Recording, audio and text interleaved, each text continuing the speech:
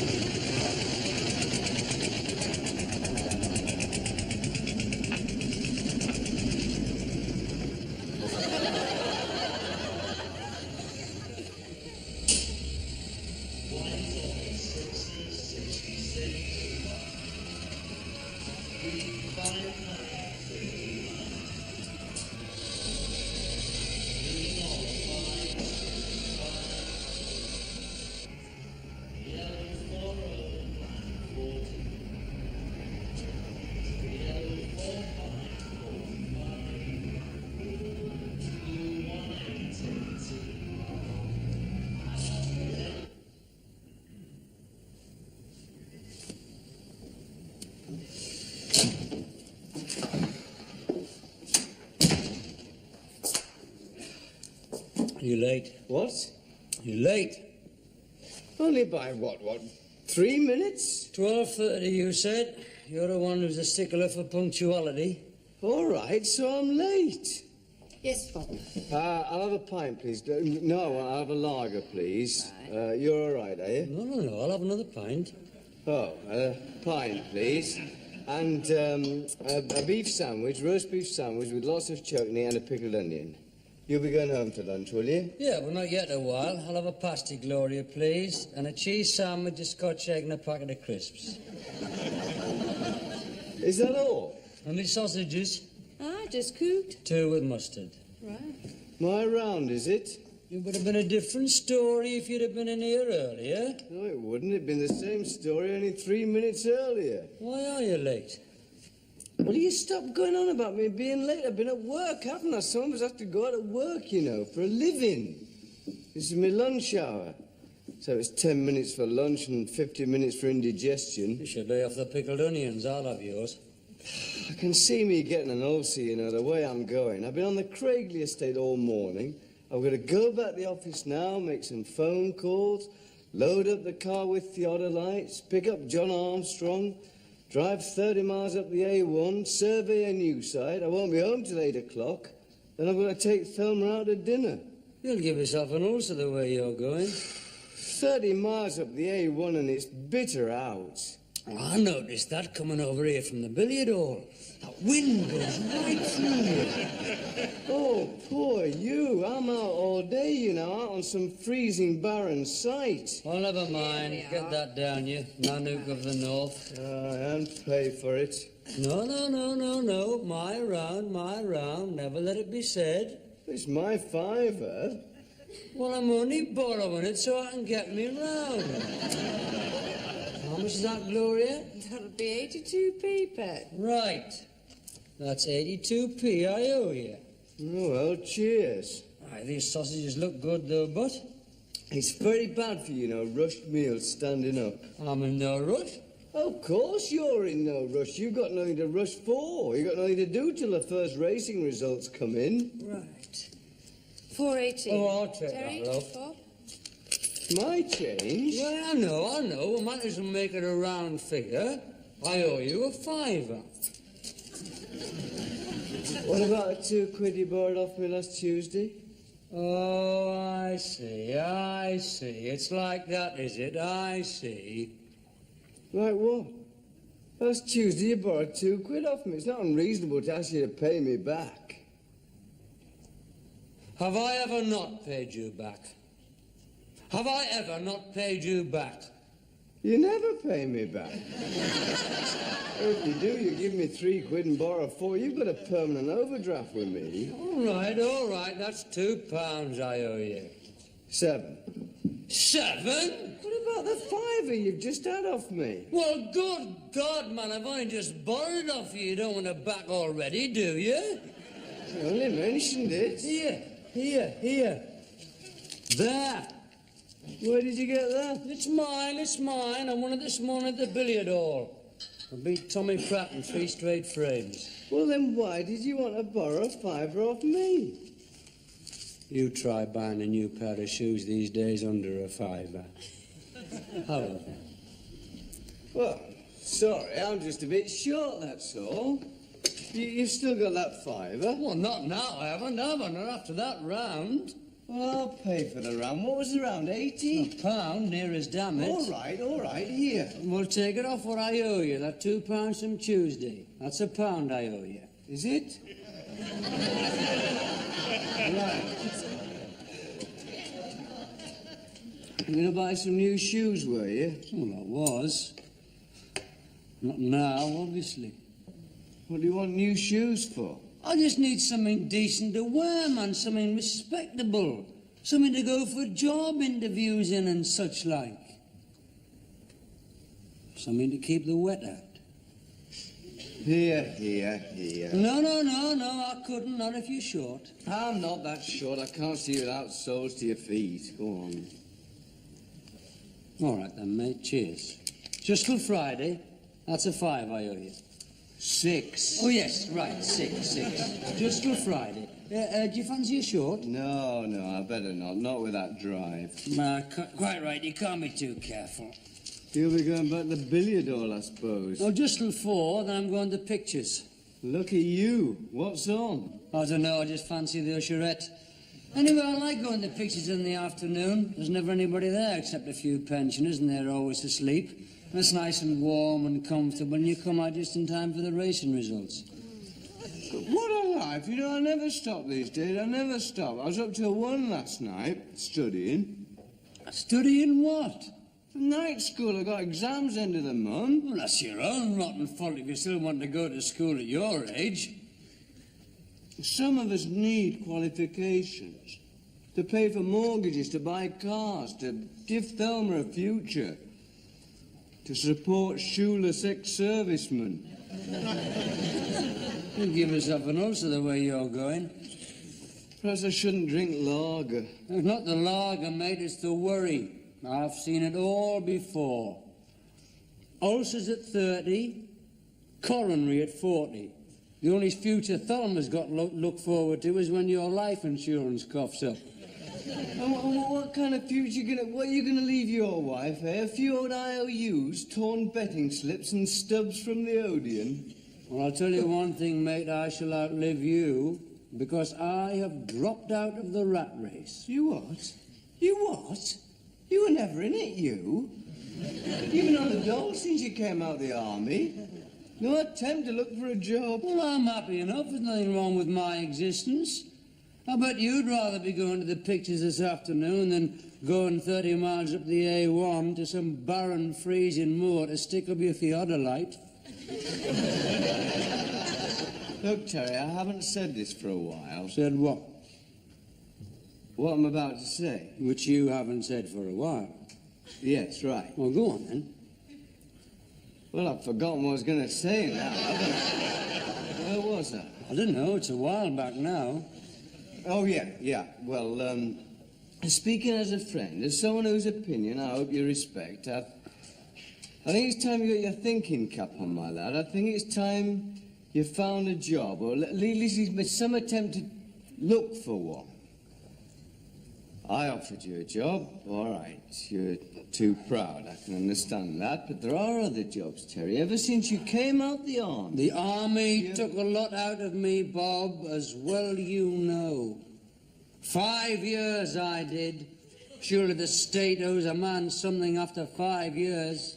But how long do you need to read? You can't spend all your days in bed, you know, the bookies or some musty cinema or playing snooker. Or playing snooker. Or fishing in the canal. Or fishing in the canal. Or going to the races, or chatting up the girls on the trading estate, or kicking a ball about with some of the lads, or going to the baths, or fooling about on the putting green at Priory Park, or watching the girls play netball through the railings of the grammar school.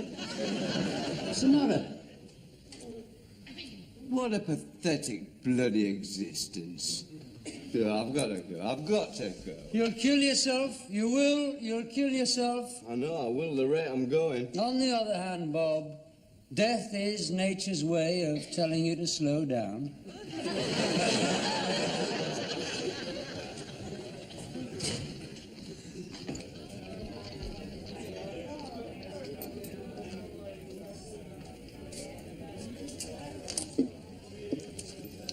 This place reminds me... Alan, are you listening? I was just saying, this place reminds me very much of that club in Rimini. Does it? Well, I suppose so. It's full of Italian waiters.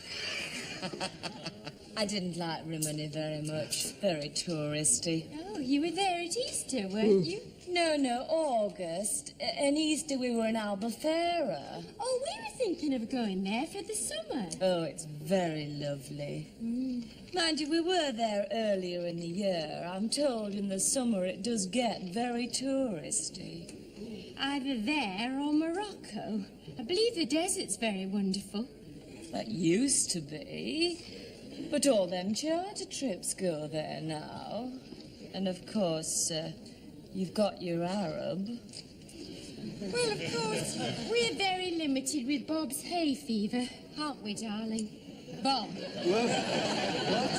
Hey, Bob, are we keeping you up? So rude. I'm sorry. We've got that much on at work, you know. I can hardly keep awake. I am sorry. He has been working hard, poor pet. He's got exams, you know. Well, he takes it too seriously. You want to learn to enjoy yourself, Bob. You want to learn to relax a bit more. Oh, yes, it's all right for you with your own business. Do you know it's £1 a drink in here? Oh, well, that's just a cover charge, isn't it? £1 a drink? Yes, but on the other hand, it does keep out the riffraff. Oh, my son, I'll get him in. Hurry, Bex, hurry. I'm not so sure. What's Connie doing in here at these prices? All right, by the look of it. Who's that he's got with him? He can't afford it here. I had to lend him a £5 at lunchtime. Oh, you didn't. Not again. I'm sorry, he said he needed some new shoes. You're a fool to yourself. Well, he's buying a whacking big round, I'll tell you that. And 3 Contiki cocktails. Contiki cocktails. Not that she's not worth it, mind you. He said they were letting the wet in. I'm sure I've seen that girl somewhere before, haven't you, Alan? No, I'd have remembered. She's quite attractive, in an obvious sort of way. Yes. Everybody's wearing that material. I say she's got some form on her, Bob, eh? She's got some form on her. He's paying for that whole round. Where does he get it from? He gets it from you. It's not a loan you give him each week, it's an allowance. You're a fool to yourself. All I want to know is where does he get her from? Hiya, kidder. Hello, Bob. Hello, Thelma. Alan. Terry. Brenda. That's a nice change. Night out with the wife. I want you to meet a very special friend of mine. This is Madeline. Madeline, This is Brenda, Alan, Bob, and Thelma. Right, now let me get you all a drink. Come on, now, what are you gonna have? What are you gonna have? Oh, well, I wouldn't say no. No, I think we must go, Terry. Thanks all the same, because Bob's very tired. I'm all right. How do you mean? You could hardly keep awake a few minutes ago. well, I'll have one. No, What? I really think we must go. Alan, the sitter? What about her? She won't mind. No, but it is getting late. I mean, you must think of other people. I am thinking of other people. I'm thinking of the sitter on when her boyfriend's come down, that corporal. He's not driven all the way down from Catterick just to watch the epilogue. All the more reason. I'm in the chair. It's my round. It's my round. I really think we must go, Terry. Thanks all the same. We'll go and get our coat, shall we, Brenda? Well, where have you been hiding yourself, love, eh? Not that you're hiding much. You don't get many of them to the pound. I don't finish work till 11. What do you do then? I'm an usherette at the Odeon. Oh, your afternoon wasn't wasted then. Give us some chips, Terry Pet. I like the roulette, you know. I don't go mad, I just play on evens, but I like the roulette. Hey, Alan, love you. Just change yourself that. Thanks, Terry. Have a nice time. Ta-ra, then. Ta-ra.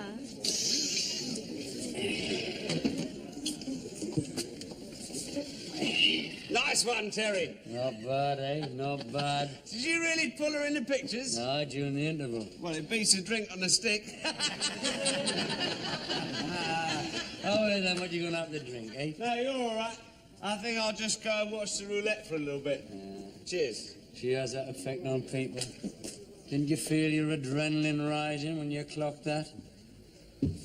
You're very flush all of a sudden, aren't you? No, little windfall. No new shoes, I see. Ah, what I was going to, Bob, I was literally on my way to the shoe shop when I ran into little Hutch. He asked after you, said I was Thelma. Yes. And he says to me, have you got any spare? I said, well, I've got a little, but I must buy myself a new pair of shoes. And he says to me, never mind about the shoes. You put all you've got on domino at the 4:15 at Fontwell. And you did. I did, but I doubled it with knockmeal down at the 5 o'clock at York. You jammy Arab. How much did you get? Enough. That was my money, you know. Money out of my pocket. So unfair. Oh, here, there's your fiver. 6. All right, 6, good God. If you take my advice, you will put all that on the first race tomorrow at Hexham, Kilvenny. Oh, wait, over here. Your money won't last in places like this. Do you know how much it costs a drink? It's £1. It's £1 a drink in here. Yeah, well, it keeps the riffraff out. No. Don't go pouring your money down that thing. Oh, have you got any change? What? Have you got any change? 5p. Come on, just a loan. Not much. That's all I've got. Good lad. It's money down the drain, that is, you know. Look, what's the point of winning money and then pouring it away? You can't win on these things. It's a well-known... Thank you, kiddo.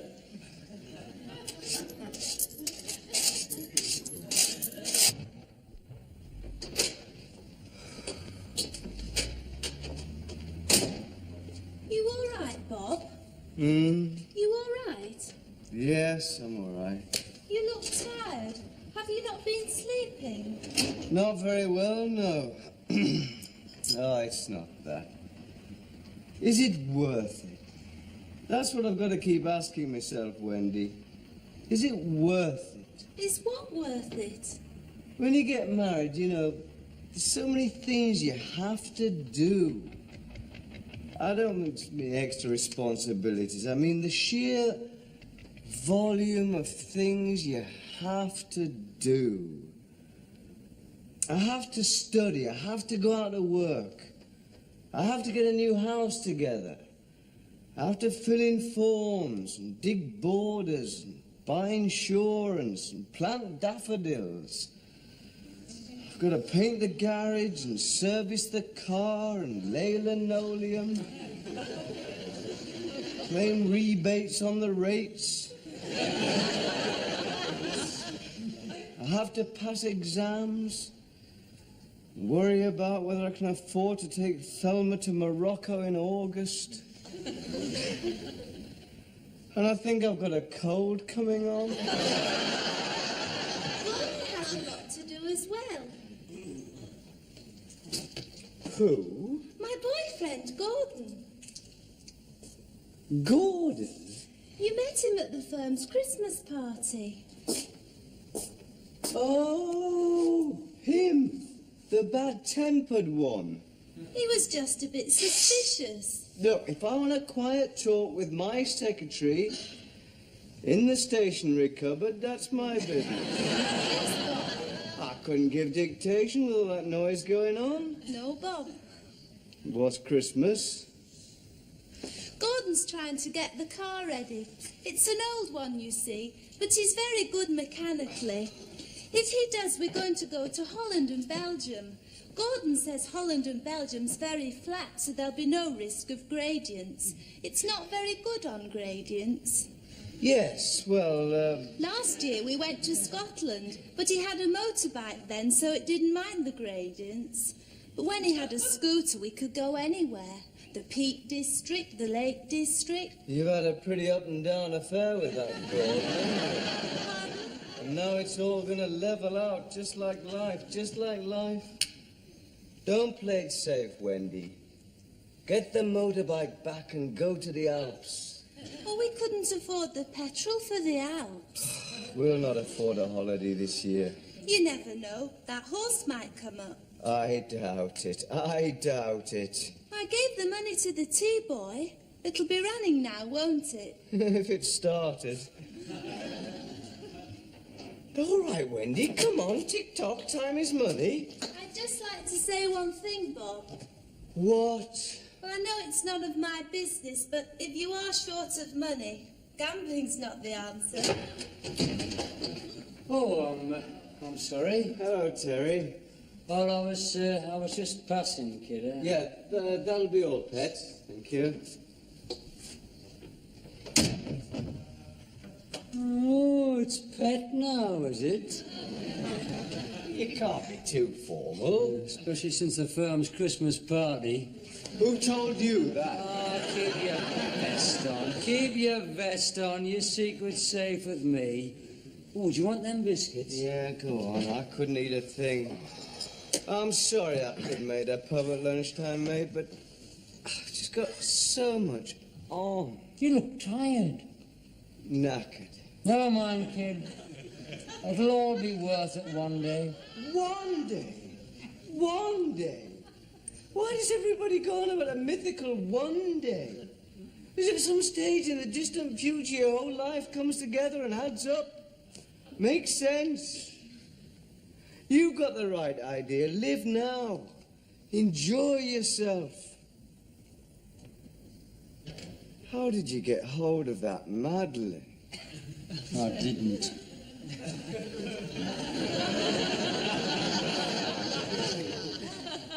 Did it?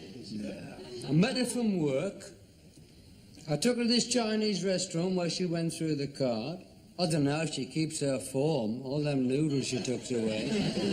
Then to that club, it's £1 a drink there, you know. Don't tell me, don't tell me. She must have had at least 6 Contiki cocktails. I'm surprised she wasn't afloat. Then I gave her money for chips to play roulette, which she did very nicely, thank you very much. I showed her the finer points of blackjack. We had a steak sandwich, a bottle of fizzy wine, and then, when the time came for her to show her appreciation in no uncertain manner, I got that. Biggie. You take her home. How can I take her home? I haven't got a car, have I? What about a taxi? Didn't have enough money for a taxi. You didn't blow the lot. Oh, but I did.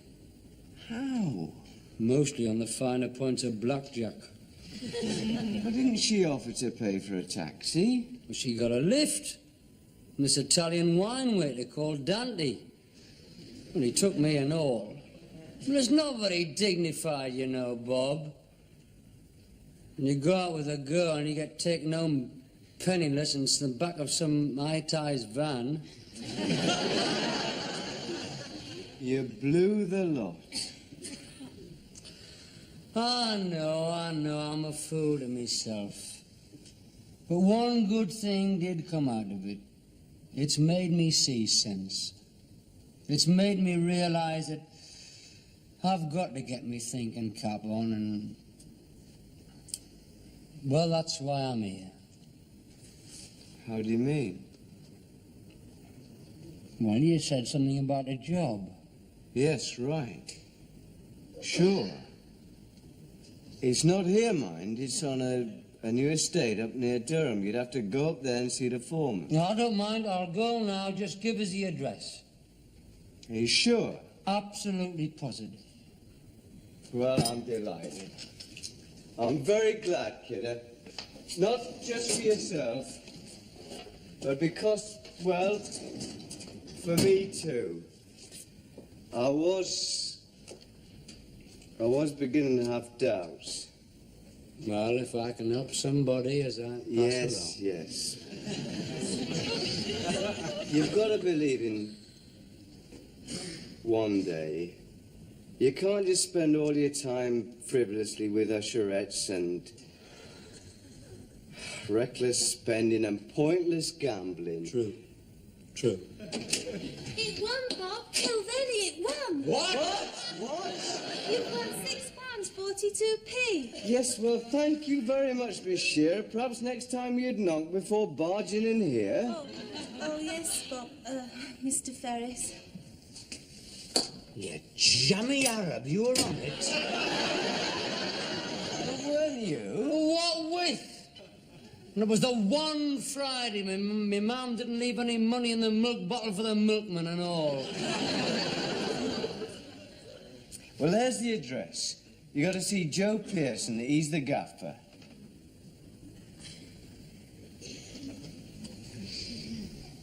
Well, how am I going to get there? You'd have to take the bus, won't you, or a train? You don't think you could see your way clear? No. Well, just for the train fare?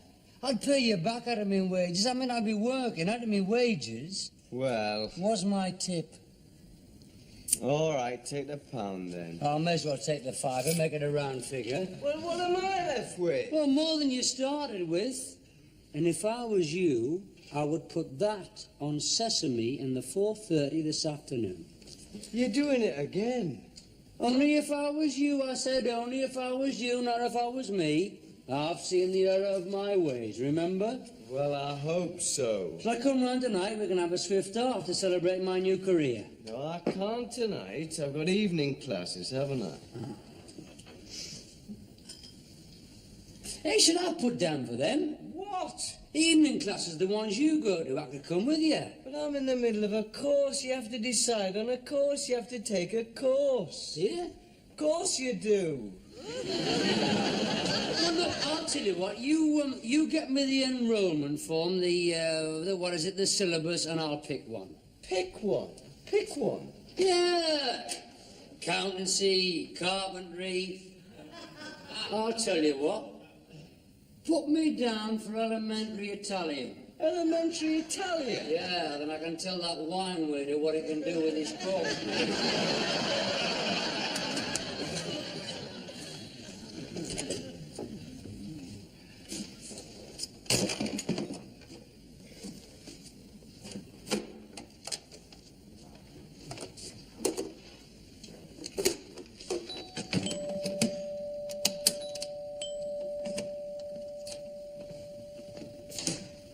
Hello, kiddo. What are you doing here? Just drop by.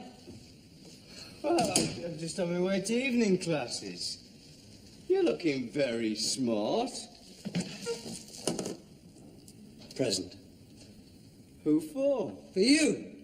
You and Thelma from me. Champagne. Champagne? Well, sort of. It's supposed to be champagne. It's like champagne. Costs $1.63 a bottle. Well, thank you very much, mate. But why? Is it for getting the new job? What job? The job I put you up for. Oh, that? No. That I arranged. Yes, I know, kid, I know, and I know you mean well. But the thing is, well, I'm a tradesman, kidder. If I go for a job, it's got to be a trade. Well, you don't want to see me scrabbling about a building site like some motorway mick now, do you? I gave you the train fare. Which I owe you, and which I am very happy to say I am now in a position to pay you back. And I'll tell you one thing. If I had gone for that job, I would not been in a position to pay you back. Thank goodness. Thank goodness I said to myself that not going to that job has put me in a position whereby I can pay back my friend Bob the £5 I owe him. Where did you get all that money? All that money, where did you get it? Well, when I left your place, I was going to the station. I was literally on my way to the station when I ran into Little Lodge. He asked after you, said I was Thelma. Yes, he gave you a tip. He did.